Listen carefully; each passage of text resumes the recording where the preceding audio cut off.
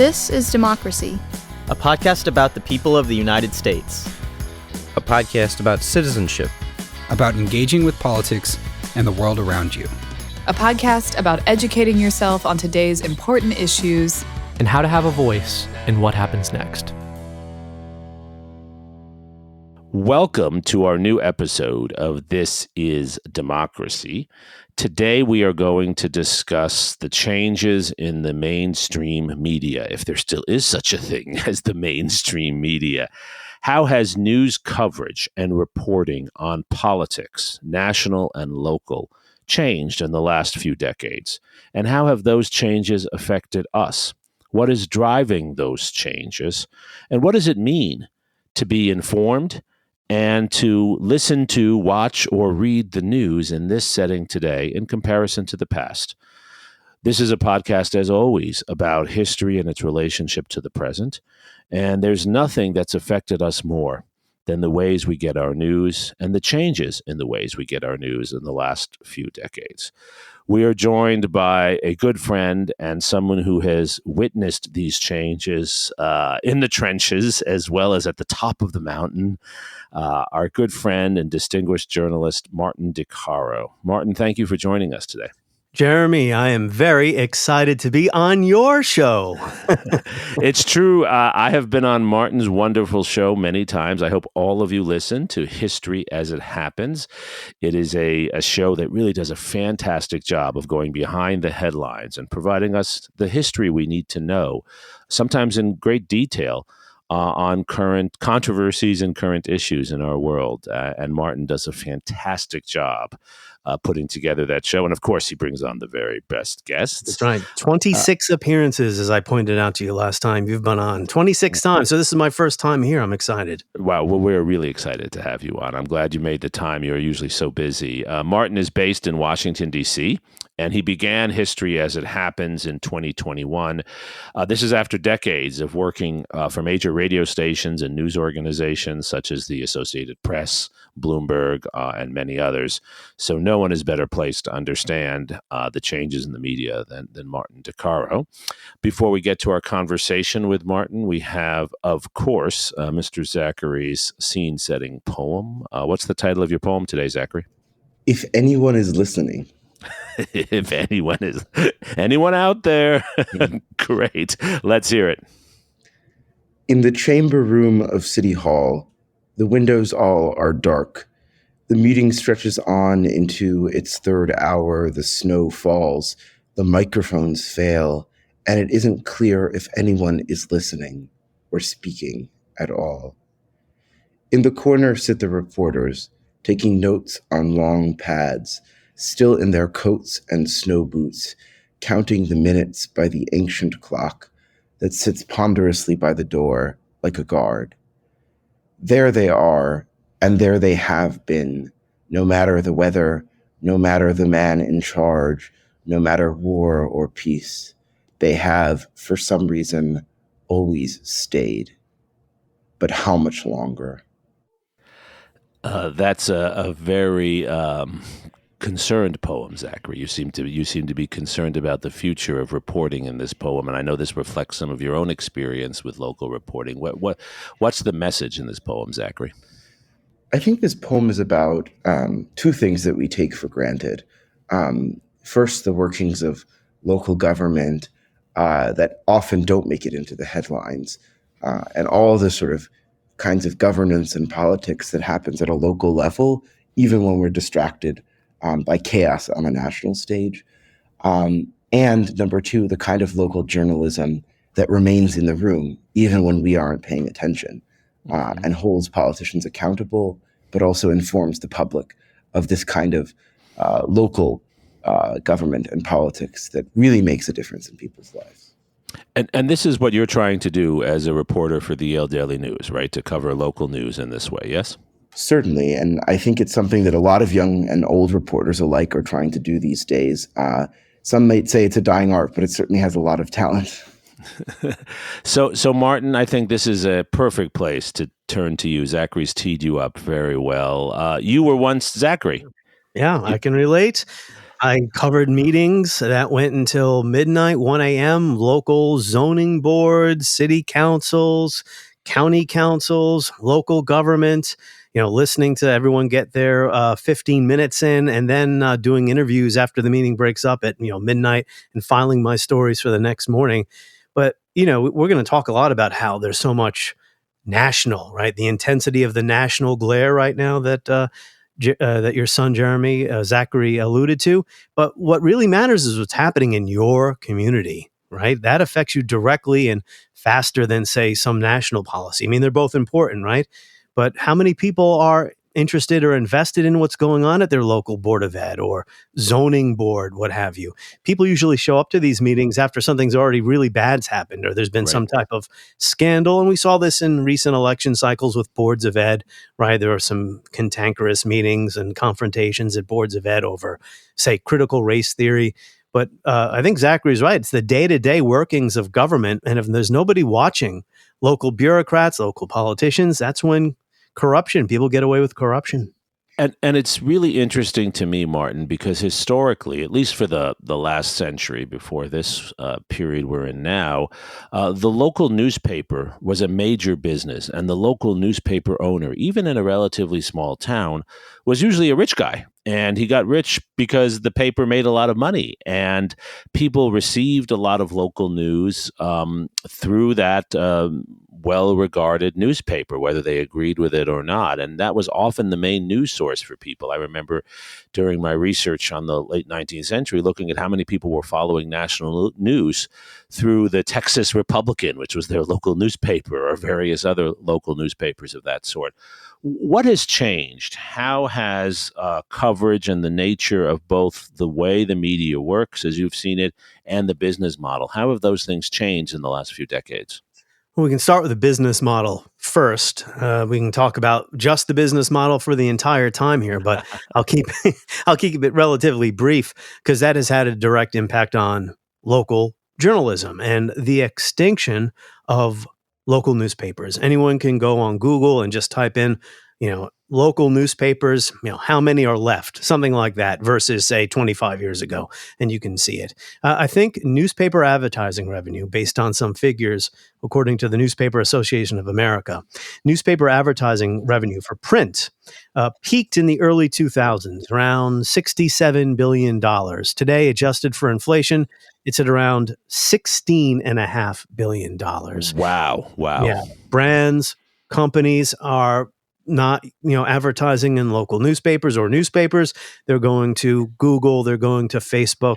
I mean, what I'm about to say here is not my, original conclusion. This has been pointed out by others that Google did not kill the newspaper advertising market, but it replaced it with an entirely different market where brands and companies, et cetera, want to have their advertising. So when I launched History as It Happens in 2021, I was doing it at the Washington Times. I'm now independent, and I lasted at the Times for almost 4 full years. And I remember, being at the Times, Washington Times, is that a mainstream paper? We can talk about how to define what mainstream is anymore.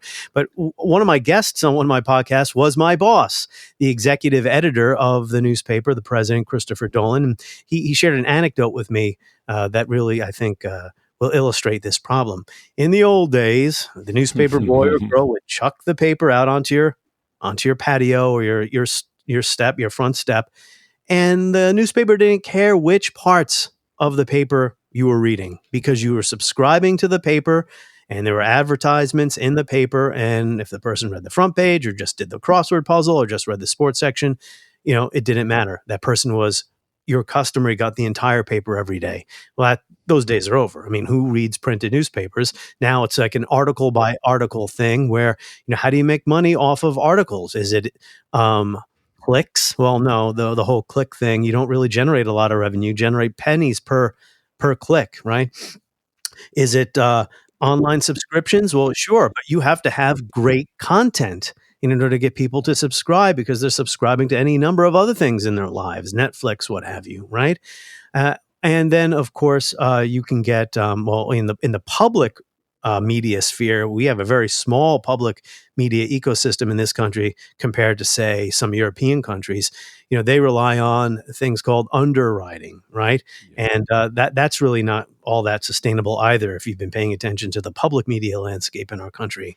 So, I mean, that was a long answer there, but we can talk about the advertising situation, but uh, that's really the main catalyst behind the extinction of local newspapers. Now, as far as, I mean, if you want to jump in with another question, Jeremy, but as far as, biggest shifts, Sure, please. I think we could start with, how do we define the mainstream? I'd actually be curious to hear what you guys think of what is a mainstream news outlet today. Zachary, before we get to that question, I know you wanted to ask another question about the business model and local coverage. Yeah, I just wanted to ask, from your perspective, what is lost when our media ecosystem sort of, as we're, I think, also about to discuss, like collapses into a series of larger news outlets, or at the same time sort of disintegrates into small sort of social media fields. But the sort of middle players, those local newspapers whose names we're all familiar with, but maybe no longer read in print, sort of disappear. Well, we no longer have an informed populace. People also lose a connection with their community, right? Local newspaper is more than just words on a page, right? It's part of the cultural milieu in any town or county, right? And also, your question raises another issue. If people aren't getting their news from professional journalists that are fact-checked and edited at a local newspaper that's been there for generations, and therefore the editors have institutional knowledge and they know the scene, they know everybody, they have great sources. If they're not getting it from there, where are they getting it from? Right. Just some junk they're finding online.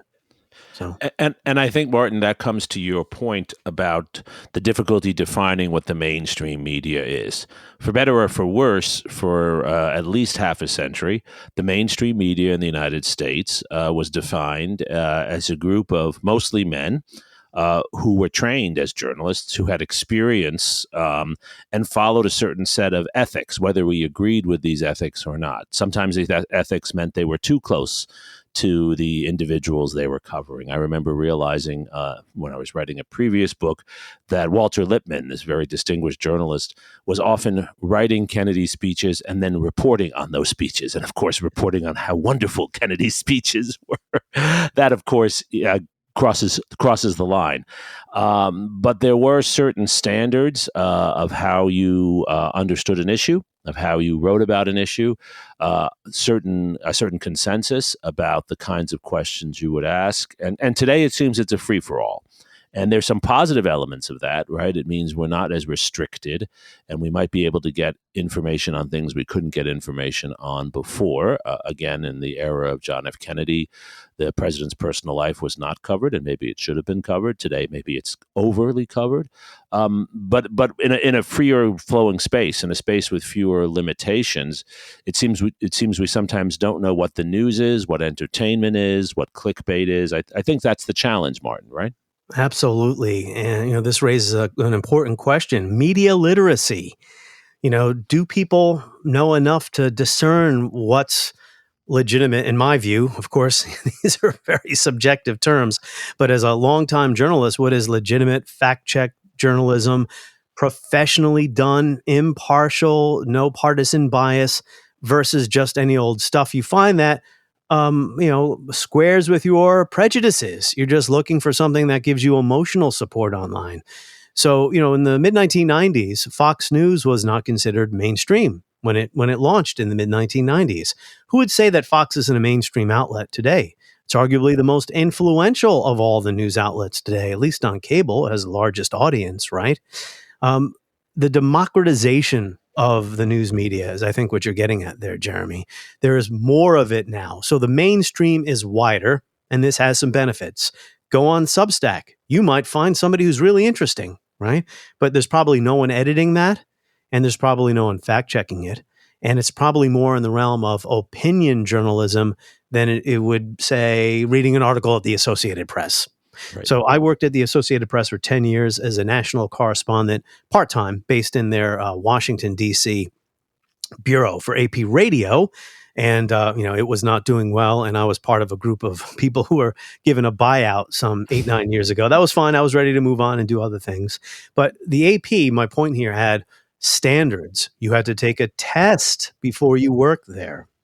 on a number of things, a writing test, kind of an ethical test, where you'd ask questions on how to approach something, right? There were layers of editing. There were, ethical expectations, standards for using, say, unnamed sources. I mean, how many times do you read a newspaper article today that quote unnamed sources, and those unnamed sources are giving their opinion? Right. At the Associated Press, that was not allowed. Unnamed sources could only be used for factual information, and only if there was some pressing public interest to grant that source anonymity. For instance, they could be endangered if they gave their name, right? But you can't just protect a government source from embarrassment. But that's often what you see, even in the pages of the New York Times.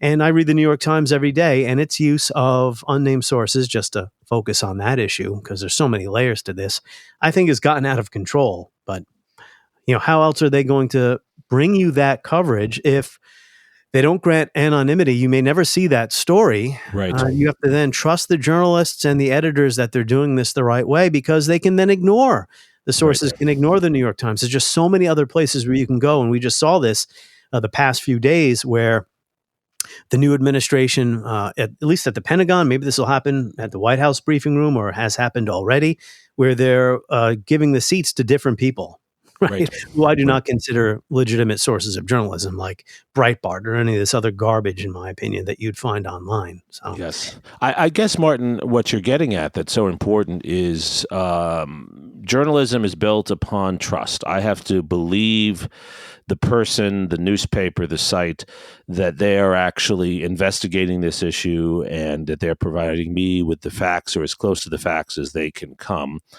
It used to be, I think, just until quite recently, we trusted certain news sites because we believed in their professionalism. Now it looks as if trust is much more, do they agree with me ideologically? Is that a shift you've witnessed?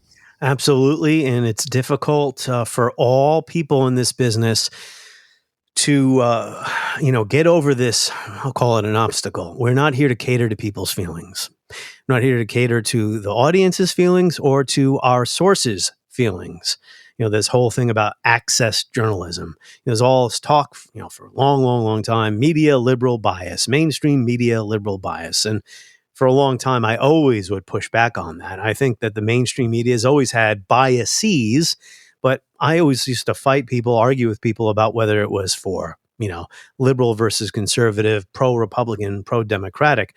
I always thought that the problem with the mainstream media was that it guarded its access, right? So it didn't want to ruffle too many feathers. And, for people who always wielded that cudgel about everything you read, say, in the New York Times, talking about the news here, not the opinion pages. New York Times, Washington Post, network news at night on NBC, CBS, ABC, on NPR. It's just a lot of liberal drivel. And I would always come back to them with one example. So if the New York Times is so pro-Democrat or pro-liberal, why did they run one front page story after another about Hillary Clinton's email problems in 2016? That's right. I mean, there's any number of ways to poke holes in that argument. But, I will say this. In recent years, one change I've noticed is more partisanship in the pages of, if not the pages of these newspapers, on the part of the journalists and their Twitter feeds. And this gets into the area of, you raise the trust issue. There's been a lot of self-inflicted wounds by the mainstream press, again, to use that term. I would say outlets that I always considered to be impartial, not Fox News. Fox News has always been right-wing propaganda. But there's been too much of that. And we saw this, in the early Trump years, where this whole idea of, can our existing standards and ethics, the way we've covered politics in the professional era of journalism, certainly not the 19th century, as you know, Jeremy, you wrote your book about civil war by other means when newspapers were, in one party or the other.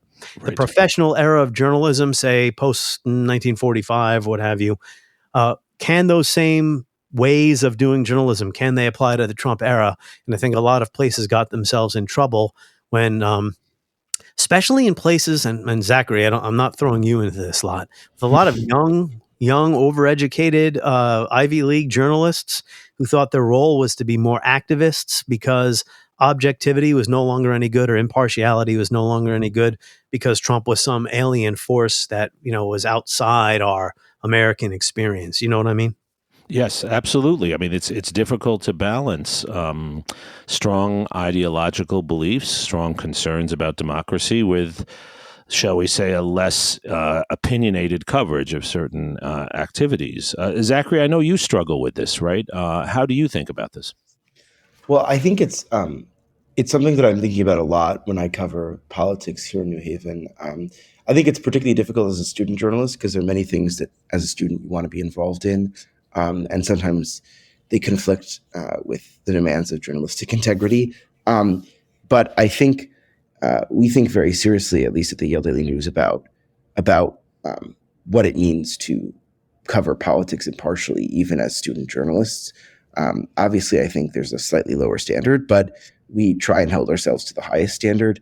I think the most important thing, or the way I view it at least, is that the most important thing as a journalist, for example, I cover education here in New Haven, and the most important thing I find is to listen to everyone, is not to always go to the same people as sources, and not to always only go to the same kinds of meetings or organizations for quotations or for background information, but instead to listen and go to all sorts of sources on these questions. And if one story you write focuses on some particular angle or policy question, there's nothing wrong with it. In fact, it's the best thing, I think, for your next article to focus on a completely different or even contradictory policy question or angle. Yeah, we're here to portray the reality and present the audience, the reader, the listener, the viewer, with all of the information, right? Not necessarily, I hate this throwaway line, so they can make up their own minds. No, I mean, yeah, that's true, but you also want to portray the entire picture so they can make up their own minds in an accurate way. So accuracy, impartiality, transparency, all those things are very, very important. Putting your own personal views aside, because once you start going into a story thinking it has to be one way, as Zachary just said, you're going to miss everything else. And then you're going to put out stuff that's not trustworthy. So that makes a lot of sense. How does one deal with the proliferation, Martin, of disinformation? There's always been some of that. There's always been propaganda, but there's no doubt that another historical shift, and some of this has to do with technology, is that in the last 20 to 30 years, foreign and domestic actors have become much better at trying to fool us, overwhelming us with information and images that's just not true. How do journalists deal with that? I don't know how to deal with this problem. Fact checking, does that work? I mean, there's been professional fact checkers basically installed at every major outlet over the last 10 years. Does that change people's minds? The response you get is, well, the fact checkers are biased too. I don't know how to control disinformation. We are overwhelmed by it. We're drowning in it. The only thing I could do as an individual or as an institution like the New York Times can do is point it out, and then also make sure that their own reporting is accurate and fair. Because, as I mentioned, there have been self-inflicted wounds. I mean, I remember the Columbia Journalism Review did a big piece last year on the reporting about Russia, Trump and Russia, and that investigation, and it pointed out how some Pulitzer Prize winning pieces had a number of mistakes in it. So, I mean, there is some asymmetrical warfare here. Some of the shoddy outlets, they don't ever have to be right. I mean, they're not trying to be right. But, the APs, the New York Times, the Bloomberg, I worked at Bloomberg Radio for several years. We have to be right 100% of the time. So you make one mistake, you get the entire, oh, look at this, look at that. Well, whereas where the other people are wrong, just turn on right-wing radio, and that's not kind of a little bit outside, or even left-wing radio, right? That's a little outside of what we're talking about here, but think about how the average person approaches all this stuff. It's all part of one large ecosystem to them. They may not be saying, okay, well, this is a newspaper here and I can trust this. This is professional journalism versus what they're hearing on the Rush Limbaugh show. I mean, I've known people over the years who say Rush Limbaugh is telling you the truth and what's in the New York Times is all lies. Right. So, right. Rush Limbaugh could lie and be wrong all of the time. And then people don't care. Yeah. Point out one mistake that a mainstream outlet has made and say, look, you can't trust it. What does it mean to be getting it right, though? Let's take something like the Russia investigation, as you just described it, which involved a long-standing investigation of Russian efforts to interfere in our elections. There are a lot of uncertainties about what's correct and what's not. What does it mean to be getting it right as a serious journalist? Wow. Well, I think we can look at examples of what was correct. And that is, as we know from the federal investigation, that Russian entities, Russian operatives did try to influence the election, right? But then if Yes. you take a look at what a lot of the things that say was on MSNBC, which is opinion journalism, but it's MSNBC. NBC is a major journalism brand. A lot of the things that Rachel Maddow said that turned out to be completely inaccurate or false, going from what we knew was correct to riding this wave of Donald Trump is actually a pawn of Putin or some kind of Russian asset. That's where things really, that's where things went astray. And how did that happen? I think it's part of what we started talking about, the business model, the incentive. And this is certainly not, so what I'm about to say is not new, is that the fixation on scandal, especially personal scandal. And that's something I've always detested about my own industry. I just read about a great example of this. Again, this is nothing new. Nelson Lichtenstein's great book about the 1990s called A Fabulous Failure. Yes. He's talking about the Monica Lewinsky scandal in the book, 98, 97, 98, around there. He counted up the number of articles in the mainstream press that were focusing on that. It was literally thousands upon thousands of articles, news segments, radio segments, TV, what have you, versus coverage of other things that turned out to be much more important in the long run. There's some bank failure around the same time, and there was a hearing going on in Congress where there was basically no media present. You can find this hearing. I forgot the name of the bank or the entity that failed, but it was a harbinger of what was to come 10 years later in the '08 crash. But no one was paying attention to it at the time because all eyes are on scandal. I think some of that, and the incentive for scoops and personal brands of journalists, especially on Twitter, who was going to break the next Trump scoop because that had a White House that was leaking like a sieve. I think you get the point I'm getting at here. Absolutely. Zachary?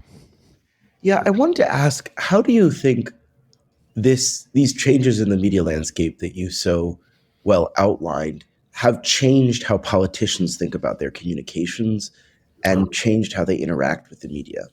Well, just look at the most recent presidential election.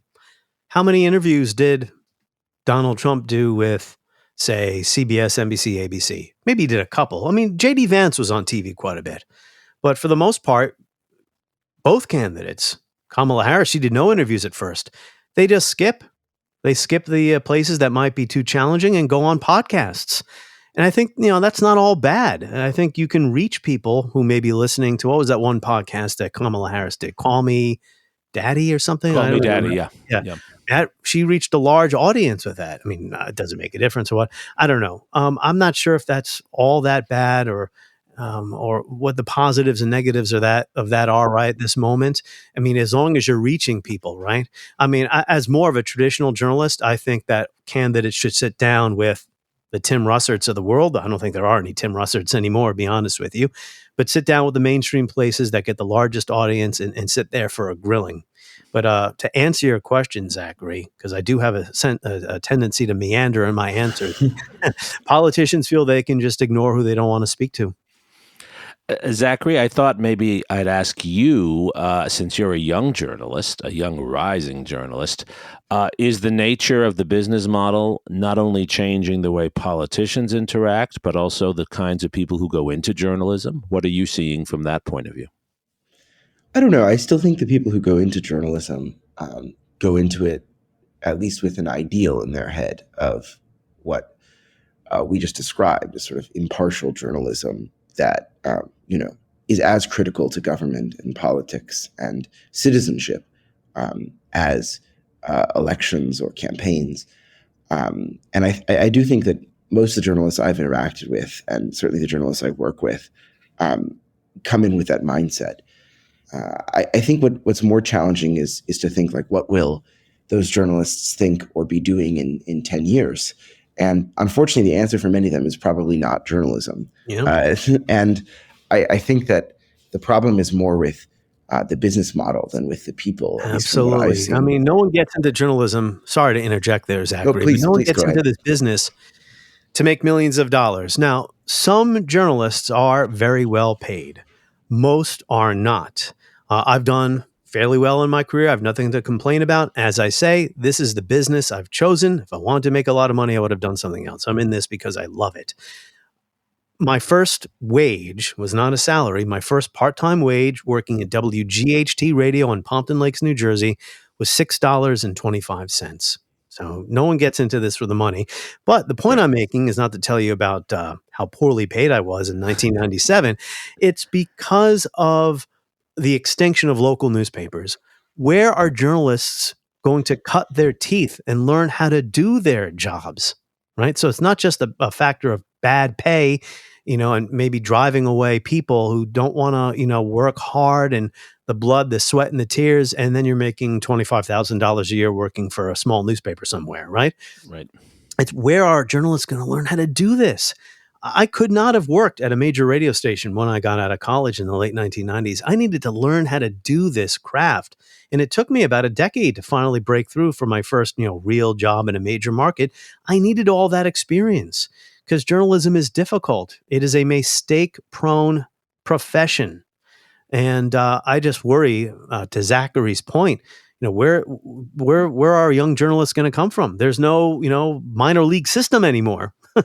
Go find a local newspaper somewhere. It's hard to find those jobs. What about the other side of that argument, though, Martin, which is that traditionally the world of journalism tended to be very elitist, and at least in many cases and many areas, journalists were chosen. They started their careers from the same few schools, and they had a similar background, and that the current fragmented environment that we're talking about in great detail here, that offers more opportunities, that you could start your own podcast, you could start your own website, and eventually get attention, and then eventually become part of a larger journalistic enterprise. Isn't that more democratic factor and opportunity for some?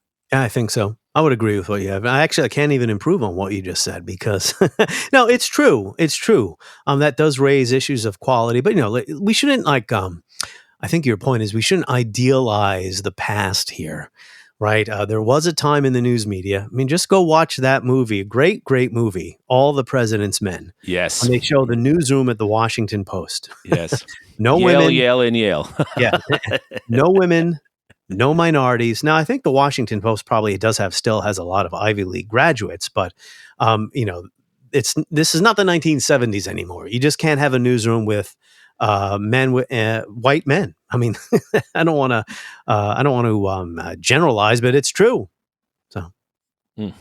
And how do you think, Martin, about your role now as a journalist in light of this really rich and problematic painting that you've given us of the business model, of the changing nature of the distribution, of the changing audience, of all these things? How do you think about your podcast and the work you do? Biggest challenge is breaking through all the noise, right? We're all after an audience that, as we've been discussing, gets their news, gets their information from any number of sources. And also it's not, we're competing for attention as well. In the old days when, look at an old photograph of the subways in New York City, everybody's reading the morning newspaper, right? We consume news all throughout the day now. There's no cycle. It's just a constant flow. Right. So trying to find people, meet people where they are. I get up in the morning and I'll see I got a New York Times news alert at 3:00 in the morning. I mean, why would I get that on my iPhone? Right. It's like, so trying to break through, establish an audience, all this jargon, all this industry jargon that I hate, content, audience size, all this stuff. But it's the reality that we're facing right now. I think that's what I face every single day, trying to grow an audience and find a loyal audience for my podcast. And you face this as well. But also, I think on a more personal level, just being ethical and accurate and fair informing. My show, I hope my show is entertaining, but I want it to be informative because there's enough junk out there, right? I'm not going to participate in the race to the bottom. That makes sense, and that's what makes you a good journalist. That you're sticking true to your craft, even as you work to reach a changing audience in a changing environment. I think that's what makes you a great journalist, Martin. You know what they say: the high road's a lonely place. It is indeed. It is, and history teaches that, and we're encouraging our podcast listeners to take the high road, even if it is a lonely place. We like to close, Martin, always with a way of bringing this historical and contemporary analysis to the present, and really coming away with something we can go forward with that might even be positive. It doesn't have to be positive. What should our listeners, who are consumers of news, obviously, and consumers of history, they're listening to us. Hopefully they're listening to your podcast as well, History as It Happens. What should they take away? What can make them better readers, listeners, watchers of the news? What advice would you have for them? I would say less time scrolling, less time on your phone, and maybe make a routine each day. If you don't want to have the printed paper delivered to your home 7 days a week, I get it. I only get the printed newspaper on the weekends because I like to leaf through it. I'm shocked, Martin. I'm shocked. You should get it every day like me. Come on. I already have a mountain of old newspapers, so I take them out once a week sometimes. But no, I think maybe create a routine, create a habit out of taking a step back from the junk. And we're all guilty of this, scrolling through junk. And seek out your favorite 2, 3, 4 sources of news, whether it's a major newspaper, a magazine like, I don't know, The Atlantic. I have my own. I read the New York Times. I read the Washington Post. I read the New York Review of Books. There's a couple of others in there. I read the sports section as well. I got to keep up on what's happening with my favorite teams. But I try to do it in a way that's more of a system. I know that people don't want to have their lives be excessively regimented, but I find that I assimilate and understand and get more perspective on what's happening in the world rather than just picking during the day. It's like, I'm learning a new language now. I'm taking language classes every Saturday morning. Italian. Yeah. Studia Italiano. Bene. Yeah. And I find like being present for those 2 hours, I learn more. Be present while you're consuming the news. Don't watch TV news. I feel like TV news is just a waste of time. And last point, Jeremy, subscribe, support, because that's unfortunately the future. I don't really want to say it's the future. It's the present. These places need people to subscribe to their content. No one likes a paywall. We're all oversubscribed. We all have too many subscriptions, but subscribe to the ones that you want to support. That makes a lot of sense. And I love the emphasis upon deep reading, being present. It's something we come back to time and again, that being serious about something requires you to take time to turn off other distractions and dig deep and learn and think. And our present world makes that hard sometimes, and we have to be disciplined to do that. Zachary, does this resonate with you? Do you think that what Martin is suggesting, which in some ways is the classical mode of learning and thinking, do you think this resonates with your generation of news followers? Yes, I think so. I think also that in our day and age, there's a lot of innovation being done to try and see sort of what are new kinds of business models that publications can take to try and sustain serious journalism without, sacrificing on their integrity or on the quality of their journalism. Zachary, when was the last time you read a printed newspaper? That's not your own newspaper that you're working at right now. Oh, that's a good question. Pretty recently. I mean, we get the New York Times every day at home, so probably last time I was home. Yeah. Oh, good. Well, I know people who have never, they're on the younger side, they've never read a printed newspaper. Wow. And that's okay, because I have students, Martin, who read deeply in and not just the New York Times and the Washington Post, but they read deeply in let's say Jacobin or various other publications online. I don't think you have to have it in print. I'm a print guy. I like print, but the amazing thing about the digital revolution. Sorry to interject, Jeremy, but the amazing thing is you can read any newspaper, journal, magazine, what have you, anywhere in the world in the palm of your hand. So that is great. I mean, that is a true positive. I mean, for me as a news junkie and someone who likes to read news from different parts of the world, I mean, it's a golden age. I mean, I used to have to go to the reading room at, Sterling Library or Green Library or Peña Castañeda here and, read newspapers that were 3-4 days old from France and Germany. Now I can read it in real time. Like I can read how Germany is responding to Trump and its effects on the German election in real time, and read deeply in that. It's such an opportunity if we just turn off the scrolling, as you said, and find sources that we find are analytical and trusted and spend time with them each day. I think that's what you're saying. It's a kind of slow food approach to news, yes? Yeah, exactly. And, I equate flipping or leafing through the pages of the printed paper. I see so many stories that I otherwise wouldn't see deep in the page. It's like the difference between shopping for books online on Amazon versus walking around the aisles of a bookstore. You're going to see things that you didn't know were there, and it's a just more comforting and nourishing experience, I find. But no, you can't expect people to have 18 different newspapers and magazines showing up, piled up on their living room table every single day. So yes, you can be thoughtful about it, even though you're looking at the screen in the palm of your hand. Martin, this has been an enlightening and even an inspiring conversation. I think you are a model for us of the serious journalism we need more of today. And I think Zachary has reminded us that not only are people interested in serious journalism, many people are going into it as a field, perhaps Zachary himself.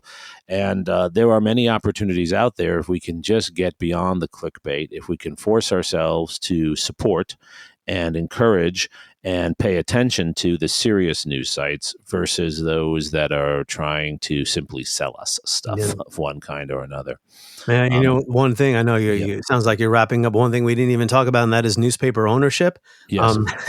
We're in the era of the billionaire newspaper owner here, and I don't know if that's good or bad, but I mean, the Washington Post, when it was purchased by Bezos, was not doing well. And it's not doing well right now, but it's doing better than it was before he bought it. So, except in their editorial space, but that's a different story. Martin Di Caro, thank you so much for joining us. I want to encourage our listeners to subscribe and listen to your podcast, which is multiple times a week, taking history from the news and really taking us back to understand that history with various historians, sometimes even me. History as it happens. You can follow it on Substack or just Google History as it happens. It'll come up. There's a wonderful image of Martin that you get to see there. Martin, thank you for joining us. Yeah, historyasithappens.com. There you go. There you go. Historyasithappens.com. Zachary, thank you for your inspiring poem about the loneliness, but still necessity of local journalism, and for all the work you do as a journalist, Zachary. Thank you. Are you there, Zachary? Yes, I am. Sorry. Thank you. Wait, I usually don't respond. Father asks you a question and you don't even answer him. What's going on?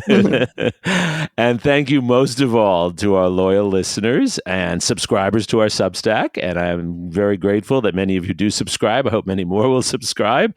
Thank you for joining us for this week of This Is Democracy.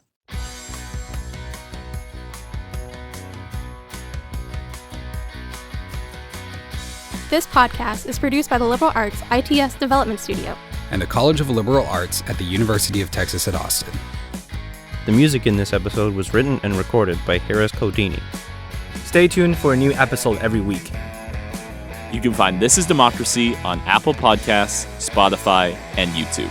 See you next time.